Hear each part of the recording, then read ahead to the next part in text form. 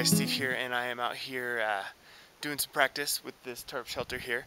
And one thing I've never done is, as I had the shelter up with it being the space blanket, got the space blanket side down, and I never really tried making a fire in front of it to see kind of what heat I would really get. So I'm working on that. I'm going to practice it, I'm going to try it, and I'm going to record it. So let's see what happens. I'm going to build a little fire pit here, get a fire going in there. And as it's cooling down here tonight, and it will get cooled down, how is that heat going to reflect off that tarp shelter I've built? So give it a try. We'll see what happens. Alright guys, I'm ready. I've got my wood prepared. I've got my chips ready. I'm going to try to start this with the ferro rod. Going to do it old school a little bit here. And I'm not going to build a back wall to the fire or anything. I'm just going to see what kind of heat I get off a fire all by itself. I know I could probably dig it deeper. There's a number of ways I could probably do this, but what you got here, I've got a big old pile of fat wood chips. You know me, I got a little carried away. It's way more than I need. Then I've got a bunch of wood, and I'm just going to start this fire, I don't know, 2 or 3 yards in front of the shelter. I'm going to see what kind of heat reflection I get, because I've always wanted to know. So I'm going to set this up and we'll try to light this fire.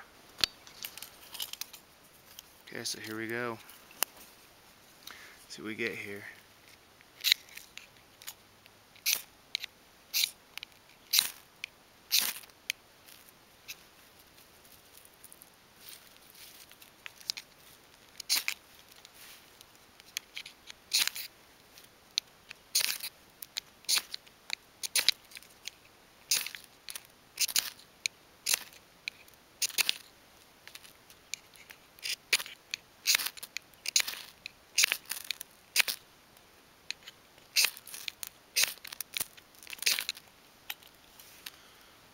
Go.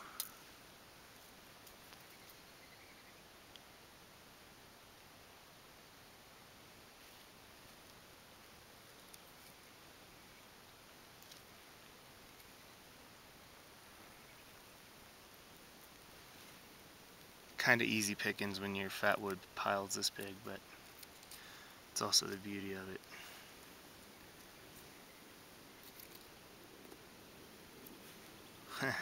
It's a lot of chips.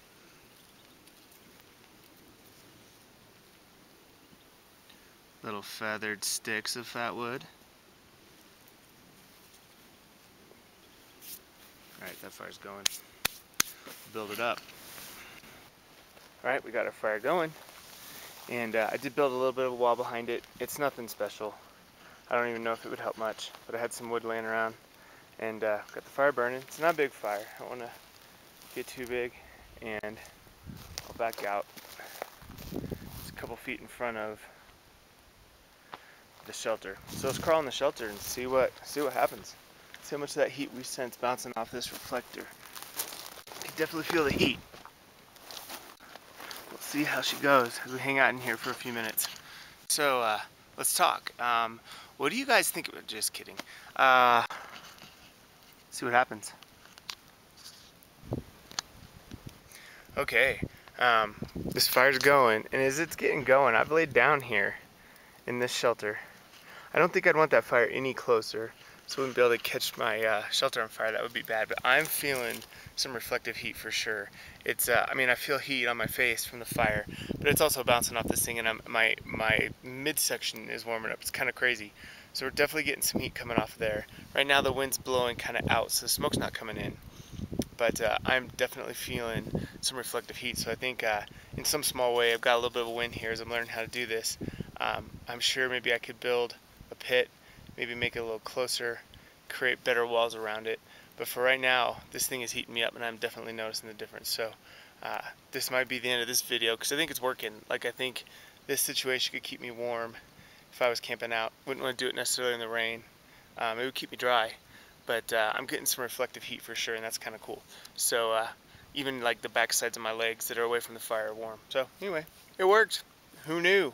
Actually, a lot of people. So anyway, thanks for watching. Catch you again soon.